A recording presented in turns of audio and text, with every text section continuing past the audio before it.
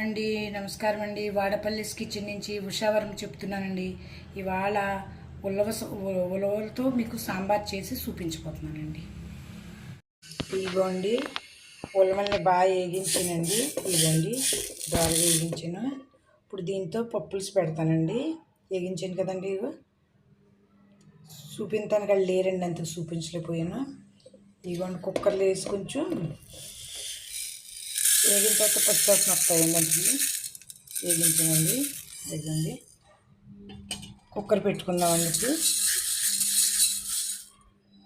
ఈ గొండవలో పప్పులు చేద్దామండి. అందుకే వేగించానండి. ఇక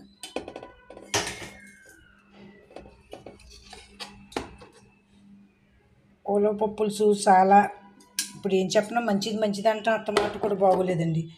పొట్టలో ఎంటికలు ఉన్నా కూడా కరిగిపోతుంది అంటారండి. ఉలవ పప్పుల్లో అంత ఇది ఉందండి. మన ఇంట్లో మన పొట్టలో రాళ్ళు కాదండి, తలెంటుకలాడితే సన్నప్పుడుది ఉన్న కరిగించే శక్తి ఉందండి దీనికి, కుక్కర్కి. ఇది ఉలవ పప్పుకండి. అందుకని ఇవాళ ఉలవ పప్పులు పెడతామండి. ఛానల్ ఏమి పెట్టలేదు నేనండి. ఇప్పుడు వీడియోలు తీర్థం వచ్చాక మానేసాను.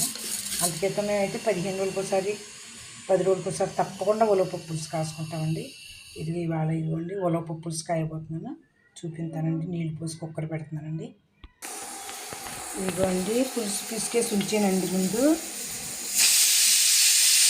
కుక్కర్ పిసి వచ్చేలాగా మన పని మనం చేసుకోవచ్చు కదండి. ఇదిగోండి ఉల్లిపాయ, పచ్చిమిరపకాయలు, ఇదిగో కరివేపాకండి వేసానండి. ఉల్లిపాయ పచ్చిమిరపకాయలు, ఇదిగో టమాటీలు 2 పడేసానండి. టమాటీలండి, ఇప్పుడు బెండకాయలు, కరివేపాకు అన్నీ వేసాను. అందాక ఇది పొయ్యి మీద పెట్టేద్దామండి. ఇది ఉలవలో ఉడికి ఒక 5-6 సీటీలు తెప్పింటున్నానండి. ఉలవ ఉడికిన తర్వాత మిక్సీ పట్టాలండి. ఇందులో మనకి పొట్టలో రాళ్ళున్నా ఏమున్నా కూడా కరిగించేస్తుందండి. అందుకే ఉలవ పప్పులు వారానికి కానీ 10 రోజులకి కానీ ఒకసారి తింటే చాలా మంచిదండి. ఇదిగోండి అందుకని ఇంతకుముందు అసలు నేను చారు పెడదామని పెట్టానండి. మా వాడేమో ఉలవ పప్పులు పెట్టి బోలో లేని ఉలవ పప్పులు పెట్టమన్నాడు. అందుకే ఇది పెట్టానమాట. అది మిక్సీ పట్టాలి కదండి, చల్లారితే. కానీ ఈ లోపల ఇది పెట్టేసామనుకోండి పని అయిపోతుంది మన గమ్మునండి. షార్ట్ కట్ పని ఇలాగ తెలుగు ఉపయోగించి చేసుకోవాలండి. జాబులు చేసుకునేది ఏం చేస్తామండి. ఇదిగోండి బెండకాయ వేసాను, టమాటా వేసానండి, పచ్చిమిరపకాయలు వేసాను, కరివేపాకు వేసానండి, ఉల్లిపాయ వేసాను, చిన్న అల్లం ముక్క కూడా వేసేసుకున్నామండి. కొంచెం దీనికి ఏంటంటే మిక్సీ పట్టాలండి. మిక్సీ పట్టకపోతే అవ్వదండి. అదిగోండి ఈ లోపల మరుగుతుంటుంది. మాకు వాళ్ళు వచ్చి మిక్సీ పట్టేస్తుందండి.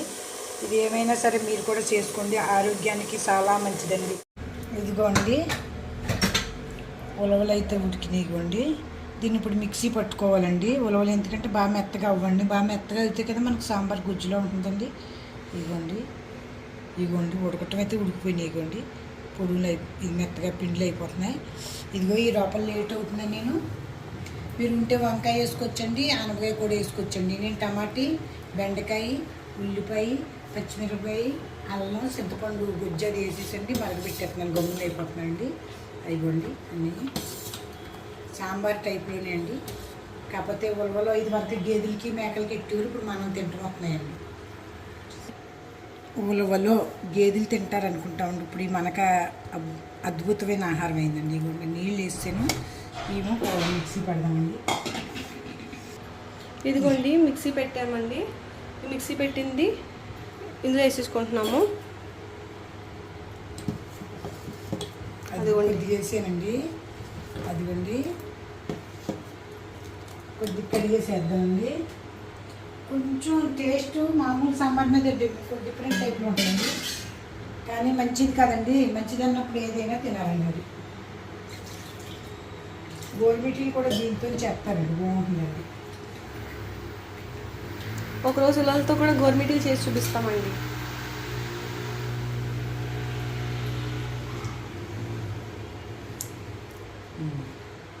బాగా ఉడకనిద్దామండి. ఇప్పుడు మరగనిద్దామండి. మరిగితే ఇదిగోండి చూడండి మరుగుతుందండి. ఎంత మరిగితే సాంబార్ ఎప్పుడైనా అంత రుచి ఉంటుందండి. లేట్ అయిపోయిందండి. వాళ్ళంతకు 2 ఆటల మీద 2 పెట్టాము. ఇలా మరగాలండి బాగాని. శ్రావణ శుక్రవారం రేపండి. వాళ్ళ సాయంత్రమే ఇల్లు శుభ్రాలు చేయటం మొదలెట్టాలండి. తర్వాత మాట తిండండి. ముందు సాయంత్రం ఇల్లు శుభ్రం మొదలెట్టాలి. అన్నీ చేసి తోరణాలు కట్టి ఇవన్నీ చేసి, మాకంటే నోము లేదండి కానీ తప్పదు. నోము లేకపోతే బూరు వేసుకోమండి, కానీ పూజ అయితే చేస్తామండి. అది మన సాంప్రదాయం అండి. హిందూ సాంప్రదాయాన్ని మనం బతికించుకోవాలి కదండి. అదండి. అంతకు మించండి పల్లెటూరులో అయితే అండి ఒక 25-30 ఇళ్ళకి ఒక్కొక్క బ్రాహ్మణులు ఉంటారండి. వాళ్ళకి పాపం దక్షిణ తాంబూలాలు దొరుకుతాయండి. మనం పెట్టిన దాని మీద బ్రాహ్మణులు బతుకుతారండి పాపం. అందుకని చేసి బ్రాహ్మణులకి తాంబూలం ఇచ్చి దండం పెట్టుకుంటే వాళ్ళ ఆశీర్వాదం మనకు దక్కుతుందండి. వాళ్ళు దీవింతారు మనకండి. అందుకని ప్రతి ఒక్కళ్ళు పల్లెటూరులో చేస్తారండి. కనవాళ్ళు ఏమో కానీ మా రాజులు కౌంట్లు అయితే తప్పకుండా చేస్తారండి. మరి ఇది కనవాళ్ళ సంగతి నేను చెప్పలేనండి. బ్రాహ్మణులు అయితే అండి శ్రావణ మాసం వస్తే మా పిల్లలదే ఎక్కువ సందడి ఉండేదండి. మా అమ్మాళ్ళు అలుకులు ముగ్గులు ఇవి చేసుకుంటే మేము పువ్వులు తెచ్చి మామిడాకులు అయ్యి వాళ్ళు తెచ్చుకున్నారు. అయ్యో మాకు లేదు, నేను కూడా తేవాలి ఎక్కడో చోటనండి. ఆ సందడి వేరండి.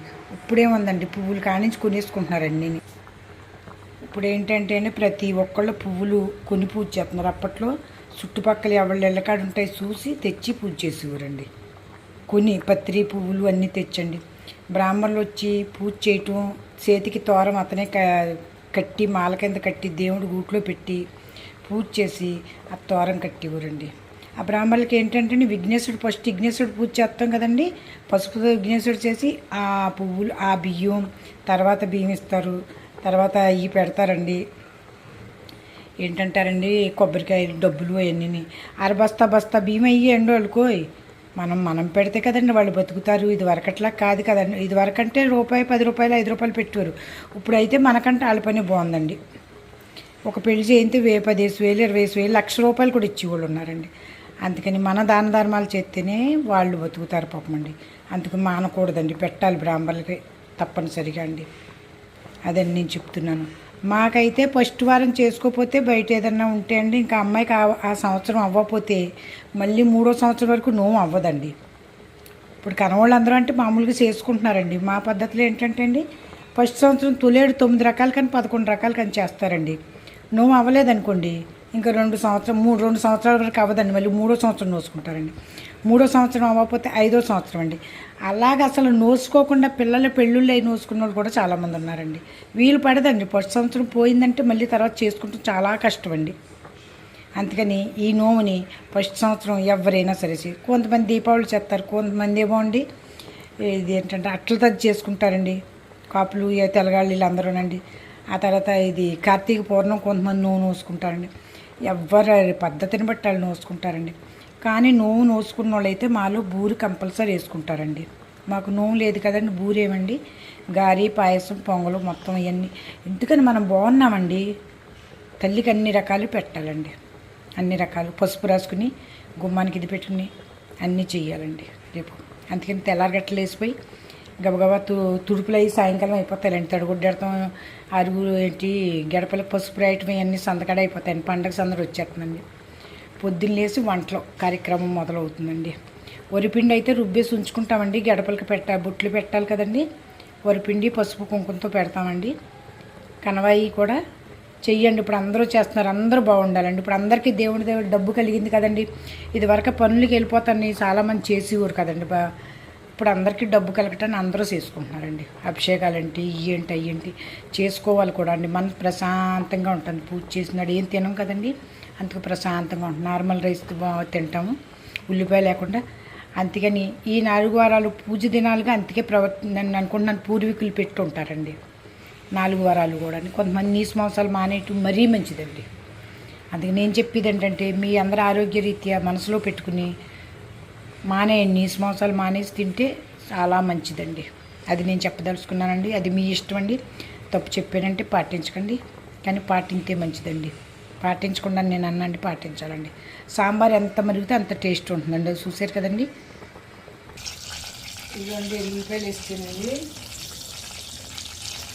ఇంకా బాగా వేడెక్కలేనట్టుందండి.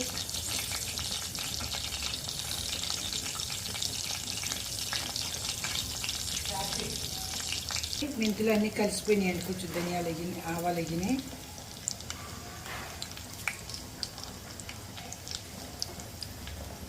ఆవాలు జీలకర్ర అండి.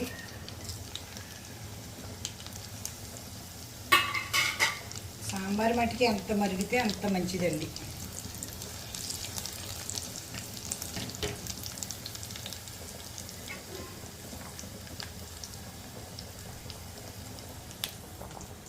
అయిపోండి, ఇక్కడ వరకు పెట్టానండి, అక్కడికి అయిపోయిందండి. తగ్గిందామండి, సగం మరిగిపోయింది. చారు కూడా అలాగే మరగబెడతానండి. నేను మరగబెడతాను, ఎక్కువ మరగబెడితే దాని టేస్ట్ వేరుగా ఉంటుందండి. అల్లం అవి తిగుతాయి కదండి అందులోకి. మరిగింది ఏంటంటే 2 రోజులన్నా పోదండి, అంటే మరగబెట్టుకుంటామండి.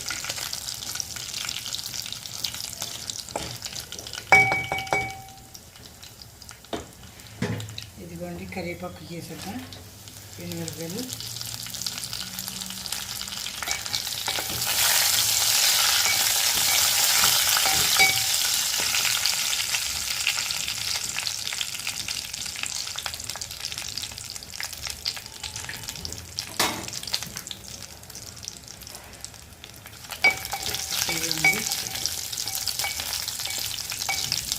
ఇలాగే మీరు కూడా ఈ విధంగా 15 రోజులకు ఒకసారైనా చేసుకోండి, నెలకి ఒకసారైనా చేసుకోండి. ఉలవల్లో ఉన్న దాని గురించి చదువుకున్న వాళ్ళైతే మీ అందరికీ బాగానే తెలుస్తుందండి. ఉలవసారి ఎంత మంచిది. ఉలవ పప్పు, ఉలవ చారు కూడా పెట్టుకుంటామండి. సాంబార్ అయిపోయిందండి. ఈ ప్రకారంగా మీరు కూడా చేసుకుని మీకు ఏమన్నా మోడల్ మార్చుకోవాలంటే ఇందులో ఆనపకాయ వేసుకోవచ్చండి, దోసకాయ వేసుకోవచ్చు, ఏది కావాలంటే వేసుకోవచ్చండి. కానీ నెలకు ఒకసారి తింటే ఒంట్లో కిడ్నీలో కానీ రాళ్ళు ఏమన్నా ఉన్నా ఉలవలకి అంత తాగత ఉందంటే కరిగించేస్తుంది. అందుకే అంటారండి, పొట్టలో తలెంటుకున్నా కరిగించేస్తుంది అంటారండి, కరుగుతుంది అంటారండి ఇది తింటే. గేదెలు చూసారండి, ఎక్కడ పడితే అక్కడ మట్టి తింటాయి, శుభ్రంగా ఉంటాయి.